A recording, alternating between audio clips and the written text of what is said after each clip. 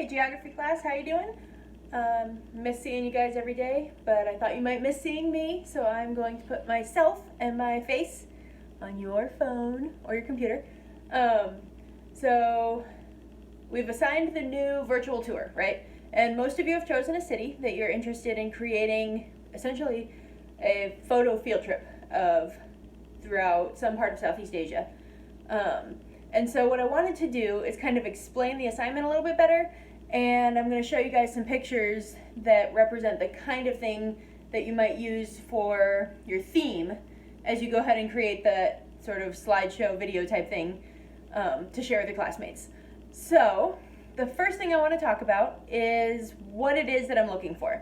So I'm sure that a lot of you have clicked on the link and kind of opened it up and gotten an idea of what you can do.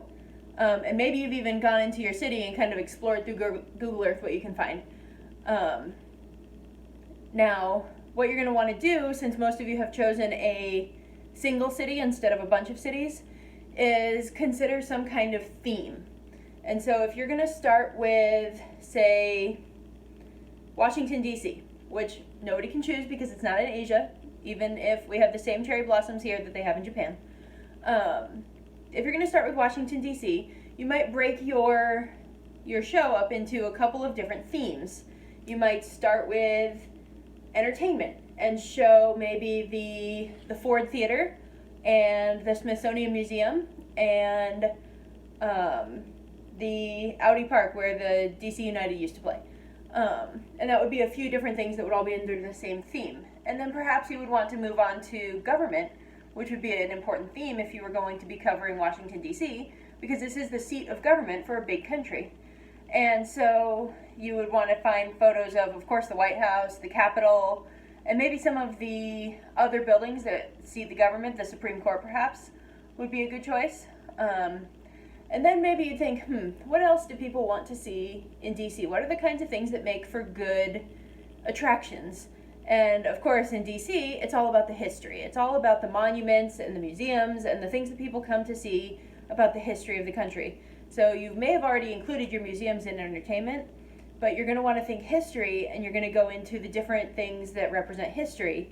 And so that might include further information about the White House and the Capitol, but that's where you're going to put in things like the Washington Monument and the Lincoln Memorial and some of the other memorials around D.C., and that only covers really a very small part of central DC. If you wanted to expand it, you could talk about how many major educational institutions there are around the outside of the city, or you could go for a more naturalist kind of view and talk about the Potomac River, maybe Great Falls up above the northern part of the city, Rock Creek Park, and some of the things in there.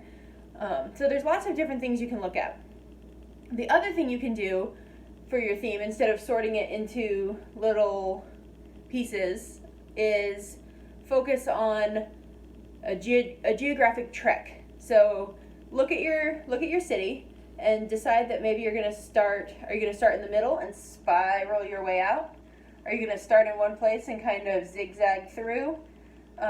Whatever you try to do, make sure you include something that shows that if somebody were to be walking this tour, if it were an actual field trip, and would they start and they'd be able to take this picture and then walk, and then this would be the next picture they would take, make sure that it goes in an order that makes sense. But I'm going to show you guys a couple of pictures to show you the kinds of things that you're going to want to include. So for example, if you were covering New Zealand, one of the things that you would definitely want to include would be Hobbiton. Hobbiton is a major tourist attraction in New Zealand. It's where they filmed the Hobbit scenes for Lord of the Rings and the Hobbit movies. Another thing that's really important to include are major landmarks. In Japan, you have Mount Fuji. This is not a fantastic picture because it was, low technology when we took the picture, but it's a major landmark, and it definitely would count, and you would definitely want to include it if you were doing something that was near Mount Fuji. Another way to look into things is culture and religion, and that's what all the rest of these pictures are. So this photo is of the Asakusa Shrine in Tokyo. You can see all the people, and this is a major famous shrine, and there's a huge shopping area, and this is something that everybody goes to see.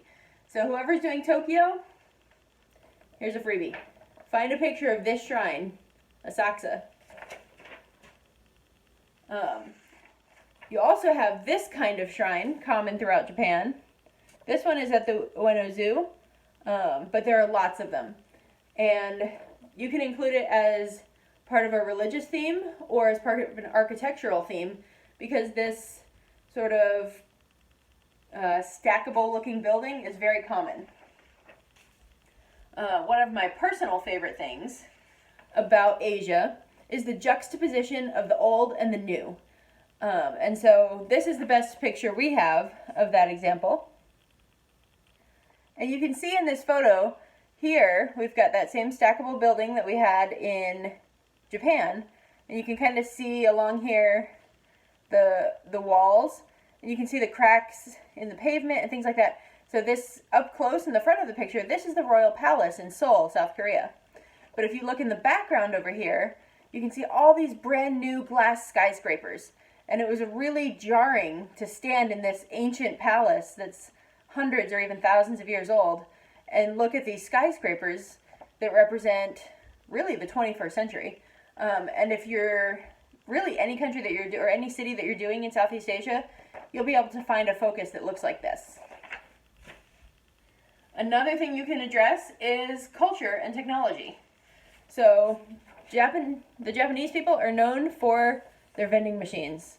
They have the craziest vending machines I've ever seen.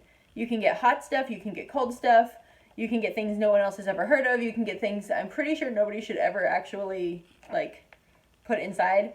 But the vending machines are really cool. And so you could actually do an entire section of you could really, if it were the assignment, you could do an entire field trip just on the way they do vending machines. Technology and transportation. Asia is known for its railroads. This is the famous Shinkansen, the Japanese bullet trains, but China in particular has the longest railway system in the world. So if you're doing China, Japan, really most of Asia, trains are going to be a major way that people travel around, and so you're going to want to address transportation as part of your cityscape. And finally, another thing with culture, we've got Asimov, the soccer playing robot. Unfortunately, you can't see the soccer ball in this picture, but this is at the Japanese Museum of Innovation and Technology, Emerging Technology. And we got to watch this little robot play soccer for a little while. And the idea here is that you're experiencing the city through the eyes of somebody who went and took a bunch of pictures.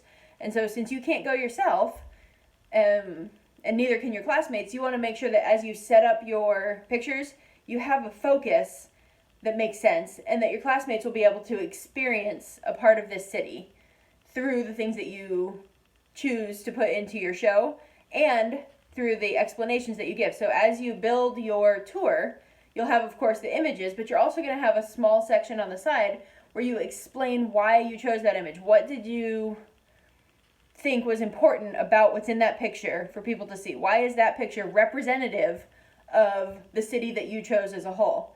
So the ones that I showed you are representative for different reasons. They're not a cohesive unit, even though a lot of them do all come from Tokyo because we've been there several times. You're going to want yours to be a little more cohesive because it's focused in one city. If any of you change your mind and decide to do a bunch of different cities, then you're going to want to focus on a cohesive theme and say, this building represents this city, this building represents this city, this building represents this city. If you're going to stick with one city, then you're going to have, here's a picture of culture and food, here's a picture of culture and technology, here's a picture of the skyline and the architecture. So think about cohesiveness in your story so that it makes sense as somebody is coming to watch and understand the city through your eyes. If you have any questions, please email me or Slack me. I really appreciate you guys having turned in most of your work. You're doing a great job. You have a much better turn-in rate than my other classes, so that makes you guys my favorite. And All right, I think that's it.